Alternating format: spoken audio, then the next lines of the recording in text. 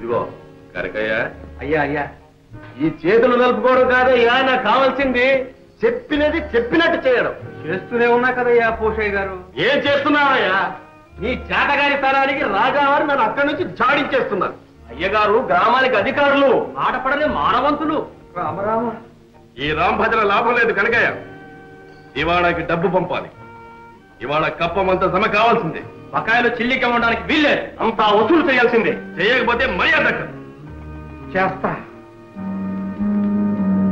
వస్తా. మన కత్తికి రెండు వైపులా పొదులు.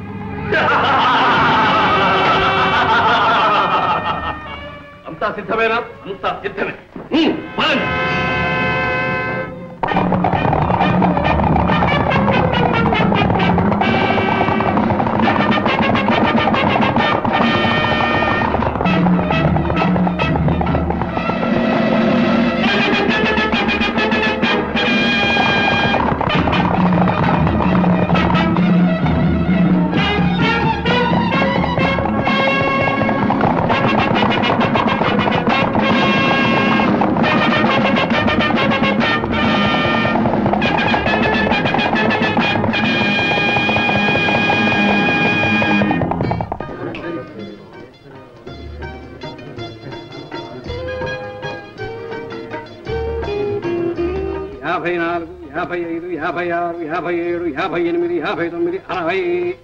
అప్పడాల అప్పల స్వామి 60.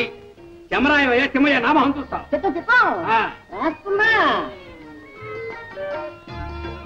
50. ఎలుకొట్టు యాకాంబరం 50.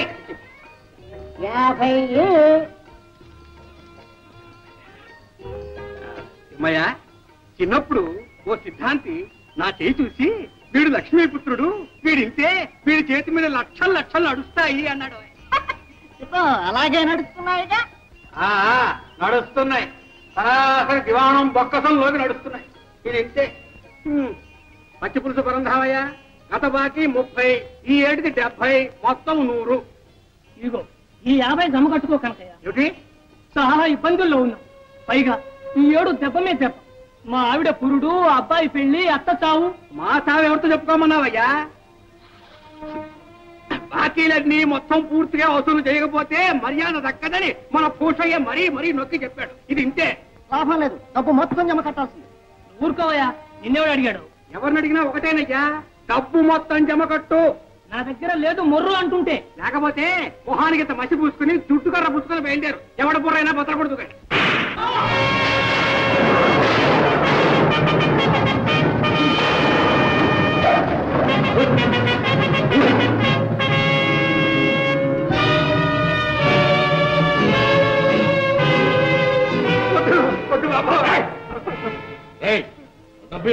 వద్దు బాబు, నా ఉద్యోగం పోతుంది బాబు. ఇవ్వకపోతే నీ ప్రాణమే. బాబోయ్ బాబాయ్ బాబాయ్, ఆ పోతే నా ప్రాణం తీస్తాడు. మీకు అన్నం పెట్టుకుంటారు బాబు. చూస్తారే వీళ్ళు కట్టే. బాబాయ్ బాబాయ్, నా డబ్బు బాబాయ్ బాబాయ్ బాబాయ్. సరే కట్టకండి బాబాయ్.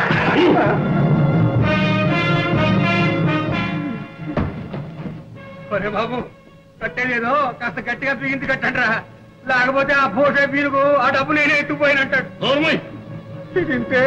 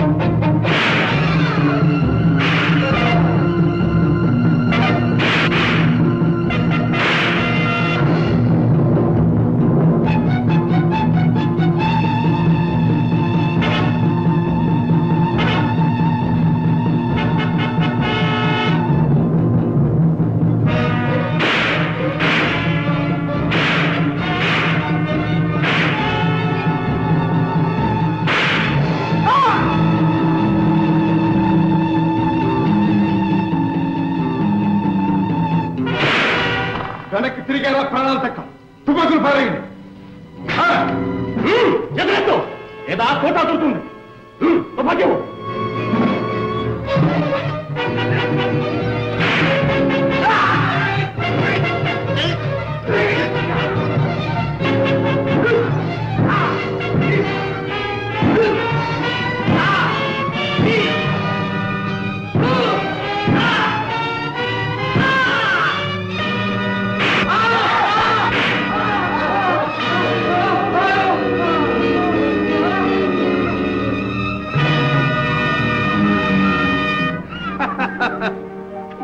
జయం మనదే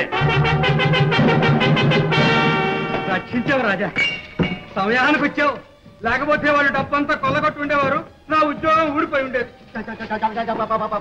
పారిపోయారా దొంగలు ఆ దొంగ గారితో నన్ను కట్టేస్తూ ఉంటే చూస్తూ ఊరుకుంటావా నేనెక్కడ చూశాను గురువా అప్పుడు మూసిన కాళ్ళు ఇప్పుడేగా తెరిచాను ఉద్ధరించావు డబ్బంతా పోగే అలా చూస్తారావయ్యా పోగు చేయలే రాజా గొప్ప ఆపద నుంచి కాపాడి వెళ్ళిన పని ఏమైంది నేను వెళ్ళటం పని కాకపోవటమా ఇదిగో వసూళ్ళు ఇది సిద్ధాపురంది ఇది పచ్చిపాడుది లెక్క చూసుకో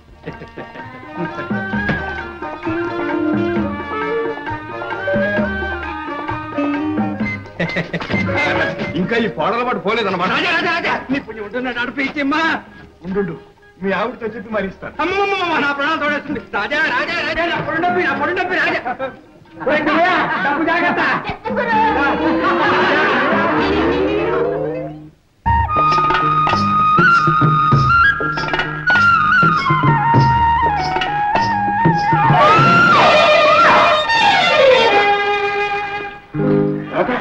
నువ్వా దెబ్బ తగిలిందా ఏటి పైన పడి పైగా దెబ్బ తగిలిందని అడుగుతున్నావా చూడలేదు రాత ఏ కళ్ళిపోయాయా కళ్ళిపోయా నీ కళ్ళునాయిగా చారదేసి నువ్వు చూడక్కర్లా ఎదురొచ్చేవాడు నీకు కనపడలా నా నెత్తి మీద మోపుంది ఎట్లా చూసేది నువ్వు చూడకపోతే నాదే తప్పు తర్వాత తాపిగా తగులు అడుచుకొని నా పొడి డబ్బి రాజా ఓడికేసుకెళ్ళగా రాదమ్మా ఎందుకమ్మా ఈ పచ్చాకులు ఈ పచ్చాకులా మా ఇంట్లో ఉందిగా ఒక గుర్రె పోతు దాన్ని మేపడానికి నేను గొర్రెపోతునికి నువ్వు బర్రె పంటవా ఓయ్ బావా ఏ మరదలా సిగ్గు లేకపోతే సరే నడి వీధిలో చిన్న పిల్లాడ్లా కుప్పి గంతులేంటి పెళ్ళై ఉంటే ఈ పాటికి 10 మంది బిడ్డలు తండ్రి అయ్యేవాడి అవునవును ఆ 10 మంది బిడ్డలు నువ్వేగా కని ఉండేదానివి ఏది ఇంకోసారేను 1,00,000 సార్లు అంటావు ఏటి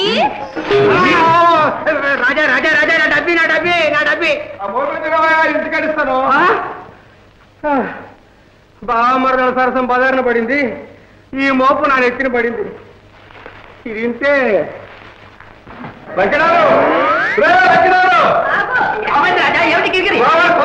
ఏమిటది మీ చెల్లెకి టైం పట్టింది ఏటి నాకు దయ్యం పట్టిందా అయ్యో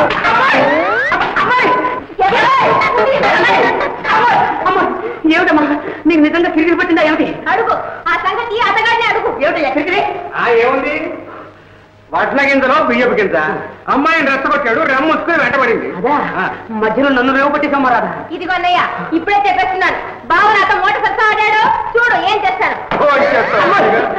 నేను తప్పున్నాను ఇదిగో లక్షణాలు ఇద్దరికి తొందరలో ముడిపెట్టాయి అందరం కలిసి సుష్టిగా ఫోన్ చేద్దాం ఫోన్ చేద్దామా బాబు బాబు ఏమిటి నా పొడుండా బాబు వెళ్ళాలి తొందరగా భోజనం అవునవును అక్కడ ఉంది కానీ ఒక కిరికిరి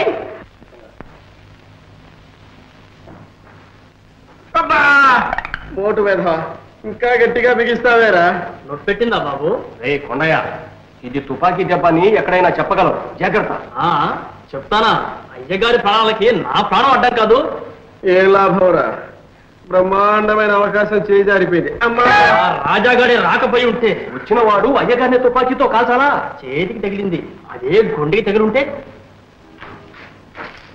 అయ్యా కనక చూస్తున్నాడు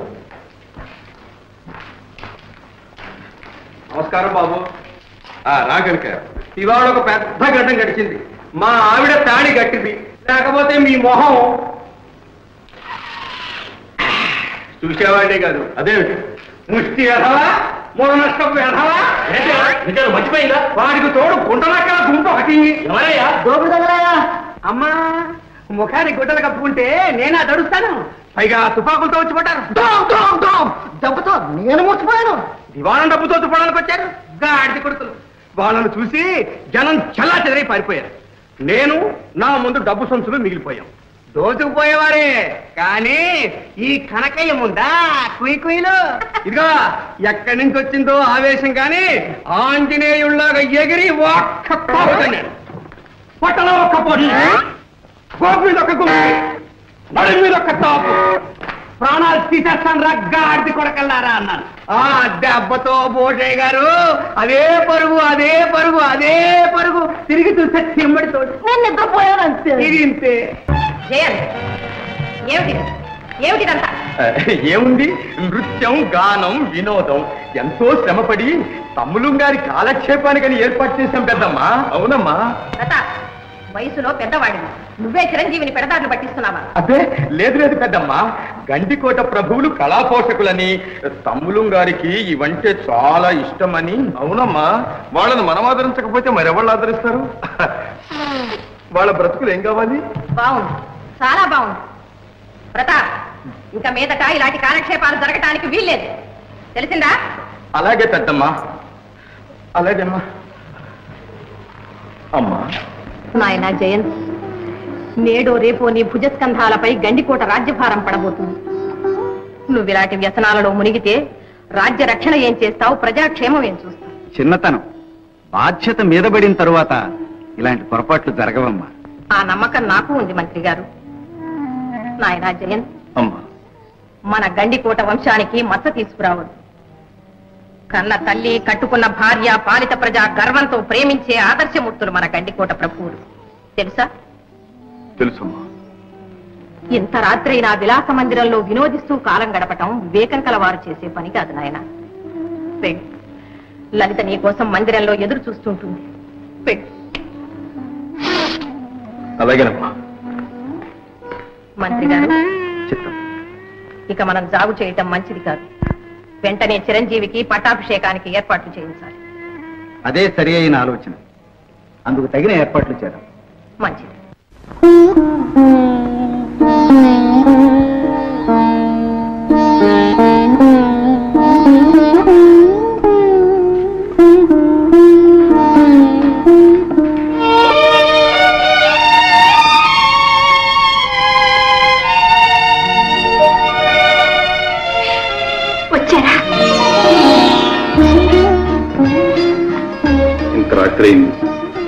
రాణి గారు ఇంకా నిద్రపోలేదా? మీ రాక కోసం నిరీక్షిస్తున్నారా? నిరీక్షించడంలో కూడా ఒక విధమైన ఆనందం ఉంది కదా. అవును, ఏమిటి కన్నీరు? అబ్బే, ఆనంద బాష్పాలు. ఓహో, విచారిస్తున్నారేమో. ఈ జీవితంలో విచారం కలిగినా ఆనందం కలిగినా ఎందుకో దానంతటదే కన్నీరు వస్తుంది. దేవి, ఈ జీవితంలో విషాదమే ఉండకూడదు, వినోదం నిండిపోవాలి. నవ్వుతూ కాలం సాగిపోవాలి. అది అందరికీ సాధ్యమేనా? పిచ్చి ప్రశ్న. అందినంత వరకు ఆనందంగా ఉండటమే జీవిత లక్ష్యం. కానీ ఆగిపోయారే? మా అమ్మగారికి నా మీద ఆగ్రహం కలిగినట్టు. ఏ శుభముహూర్తానో పట్టాభిషేకం చేసి నా స్వేచ్ఛను అరికడతారేమో అని అనుమానంగా ఉంది. అదేమిటి అలా అంటారు? జీవితం అంతా విచ్చలవిడిగా ఇలా విలాసాలలోనే గడిపేదామని భావిస్తున్నారు. అలా గడపగలిగితే నేను ఎంతో అదృష్టవంతుడు, ఎంతో అదృష్టవంతుడు. ఏడుస్తాడు ఎందుకు? మీరేలా అంటుంటే నాకెంత బాధగా ఉందో మీకే తెలుసు. ఉన్నమాట సంతోషిస్తారనుకున్నా, బాధపడతారనుకున్నా. లేదు లేదు, మీ చిత్తముచ్చినట్లు ప్రవర్తించండి. మీరు సంతోషంగా ఉండడమే నేను కోరేది. మీ ఆనందమే నా ఆనందం. ఎంత అమాయకురాలు. ఈనాటికి మా పెద్దమ్మ గారు నా పాలికి పెద్దమ్మై కూర్చున్నారు. జయంతు నేను కలిసి ఉండడం ఆమెకు కన్నెరగా ఉంది. కారణం మామూలుగా అర్థంలా కనిపిస్తూనే ఉంది ప్రభు. యువరాజు గారిని తమరు విషయలోలుగా మార్చేస్తున్నారని మహారాణి గారు మామూలుగా పసికట్టేశారు. అందుకే కాబోలు యువరాజుకు రాజ్యాభిషేకం చేయాలనే నిర్ణయానికి వచ్చారు. రాజ్యాభిషేకం? ఆనాడు మా నాన్న కంటే వయసులో పెద్దవారు గనక పెదనాన్నను రాజును చేశారు. అదే న్యాయం ప్రకారం ఈనాడు జయంత్ కన్నా నేను పెద్దవాణ్ణి గనుక నన్నే రాజును చెయ్యాలి. చెయ్యాలి మామూలుగా. కానీ యువరాజు గారు మహారాజు గారి కుమారులు, మామూలుగా తమరు మహారాజు గారి తమ్ముని కుమారుడు. ఇది చాలా అన్యాయం అవధాని గారు. ఇద్దరిది ఒకే రక్తం, ఒకే వంశం. పైగా యువరాజు కంటే అయ్యగారు పెద్దవారు, యోగ్యులు. కానీ మామూలుగా జ్యేష్ఠుని సంతతికే రాజ్యాభిషేకం అనే పాడు ఆచారం ఏది ఒకటి ఏడ్చిందిగా మామూలుగా మనకి. ఆ దురాచారాన్ని రూపుమాపుతాను. నేనే రాజునవుతాను. అవును, ఎందుకు కాకూడదు? ప్రయత్నిస్తే తప్పకుండా సిద్ధిస్తుంది. అసలు మీ జాతక చక్రంలోనే మహారాజు యోగం కట్టుంది. యోగమున్నా లేకపోయినా నేనే రాజునై తీర్తాను. శుభం, మీ నోటి వాక్కు ఫలించి తీరుతుంది. మీ వంటి మహావీరులు, శక్తివంతులు రాజైతే మామూలుగా ప్రజలు తరించి పోతారు, రాజ్యం పడిపోతుంది, బాగుపడిపోతుంది. ఇక మా వంటి వారి విషయం మామూలుగా బ్రహ్మాండం.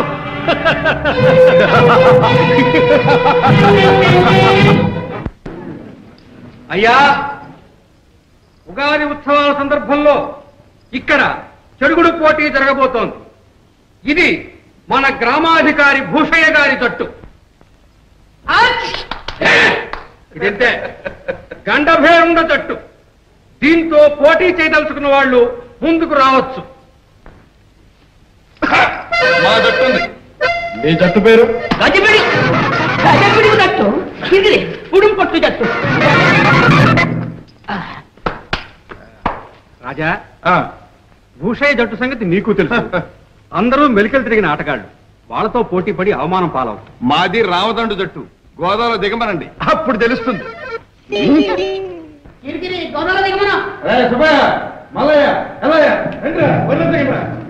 మన పేరు గెలుపాలి.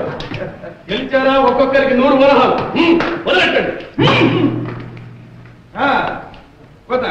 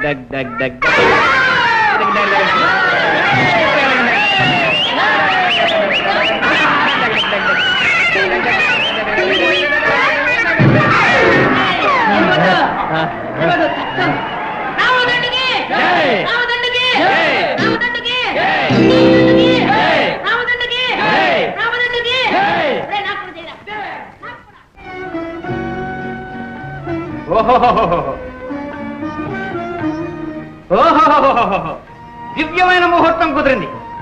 శ్రావణ శుక్ల సప్తమి శౌరవారం యువరాజు గారి పట్టాభిషేకానికి దివ్యమైన ముహూర్తం కుదిరింది. మామూలుగా అలాగా మంత్రి గారు ఆ ముహూర్తానికే నిర్ణయిద్దాం. అలాగే మహారాణి. తమ్ముడు గారి రాజ్యాభిషేకం మహావైభవంగా జరిపిద్దాం. ఆహ్వానాలన్నీ నేనే స్వయంగా పంపిస్తాను పెద్దమ్మా. మంత్రి గారు ఆ ఏర్పాట్లేవో మీరే చూడండి. అలాగే. ఆ ముహూర్తమే నిర్ణయించండి. శుభం.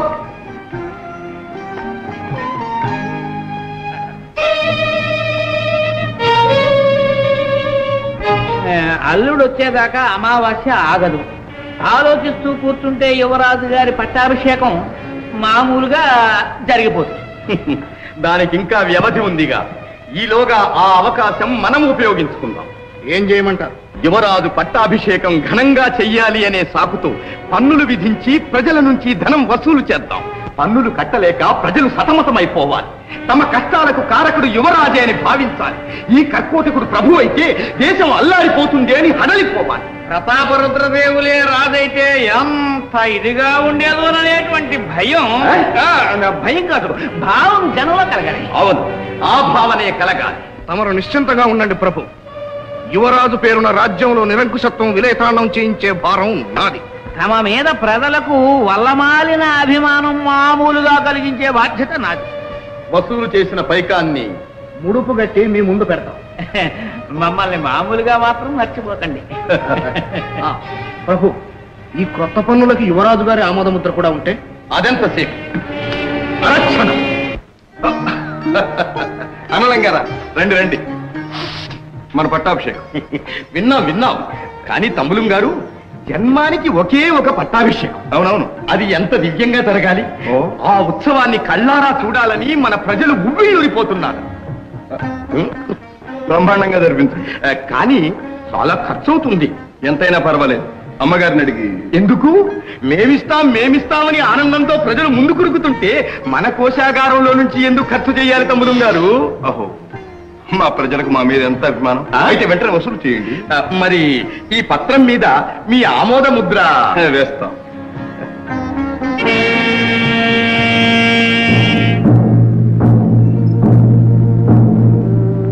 అందరూ జాగ్రత్తగా వినాలి. యువరాజా గారి రాజ్యాభిషేకం జరగబోతుంది. అందుకని తాహీదులు అంపారు.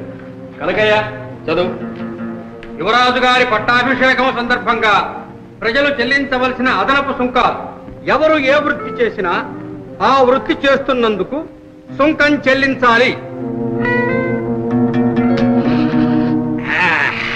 ఆవు, మేక, గుర్రం, గాడిద, కోడి, బాతు ఇలాంటివి పెంచుతున్నందుకు, నీటి వనరులు ఉపయోగిస్తున్నందుకు, ఇళ్లు కట్టి నివసిస్తున్నందుకు, ముప్పూటల భోజనం చేస్తున్నందుకు, ఒంటి నిండా గుట్ట కడుతున్నందుకు, ఏటేటా పిల్లల్ని కట్టున్నందుకు, వినోదాలకు, వివాహాలకు పేరు పేరున సుంకాలు చెల్లించాలి. ప్రతి ఒక్కరూ తమ ఆదాయంలో 4వ వంతు రాజభాగంగా ఇవ్వాలి. బుషయ్య, పోనీ ఓ పని చేయకూడదు? ఏదైనా అమావాస్య అర్ధరాత్రి పూట చూసి నువ్వు రాకూడదు? ఇంతే. ఎందుకు? అదే అందరం కలిసి వెళ్ళి రాజుగారి ఖజానా తిరిగి చేద్దాం. ఏమిటా వేళాకోళం? వేళాకోళం కాదు. నువ్వే దొంగ వరకుంటే నిన్ను మించిన దోపిడి దొంగ రాకున్నాడే యువరాజు. ఏమన్నా ఉన్నమాటన్నా? రాజుగారి ఆజ్ఞను ధిక్కరించి మాట్లాడతావు. రాజుట రాజు. ఇక్కడ ప్రజలందరూ అర్థాకలితో అలమటిస్తూ ఉంటే అక్కడ నృత్యగాన కేళీ విలాసాలలో తేలిపోయేవాడా రాజు? కట్ట గుడ్డలేక చింటి గుడ్డలతో ప్రజలు అవస్థపడుతూ ఉంటే చీనాంబరాలతో వినోదించేవాడా రాజు? కండలు కరిగించి అహోరాత్రాలు కష్టించే ప్రజల ధనాన్ని దోచుకుని పట్టాభిషేకం చేసుకోవాలనుకుంటున్నవాడు రాజు కాదు, రాక్షసుడు, ప్రజల కంటకుడు. ప్రజల కష్ట సుఖాలను గమనించని ఆ నిరంకుశాగ్రమేమో పాటించు. ఒక్క చిల్లి గవ్వ కూడా కప్పని చెల్లింది. ఇది మా నిర్ణయం. ఏం చేస్తారో చేసుకోండి. రాజమాట అక్షరాల సత్యం. వీడి మాటలు నమ్మకండి. ఇతండ వాదంతో మీ అన్నని పెడదాలు పట్టించాలని చూస్తున్నాడు. నువ్వు ఉద్ధరిస్తున్నావు. ఎక్కడో యువరాజు గారి పట్టాభిషేకమని ఇక్కడ కష్టపడే వాళ్ళ కడుపులు కొడుతున్నావు. జాగ్రత్త, దేనికైనా ఒక హద్దు ఉంది. అవును, మీరు హద్దు మీరిపోతున్నారు, తర్వాత బాగుండదు. ఇంత పొగరా చూస్తారే, బంధించండి, వీళ్ళిద్దరిని బంధించండి. అది ముందుకు వేశారా పొలాలు బట్టి. వెళ్ళి యువరాజుతో చెప్పండి, నోరు లేదన్న భ్రమతో అమాయకులైన ప్రజల్ని దోచుకు తినాలనుకుంటున్నారేమో. అదేమీ సాగదు. ప్రజాశక్తి విజృంభించిందా మీ ప్రభుత్వాన్ని కుక్కటి వేళతో పెళ్లగించి వేస్తుంది. ఇది నా మాట, నా హెచ్చరిక. వెళ్ళండి. ఎవరైనా సరే ఆ రాజద్రోహిని బంధించిన వారికి 10,000 వరహాలు బహుమానం.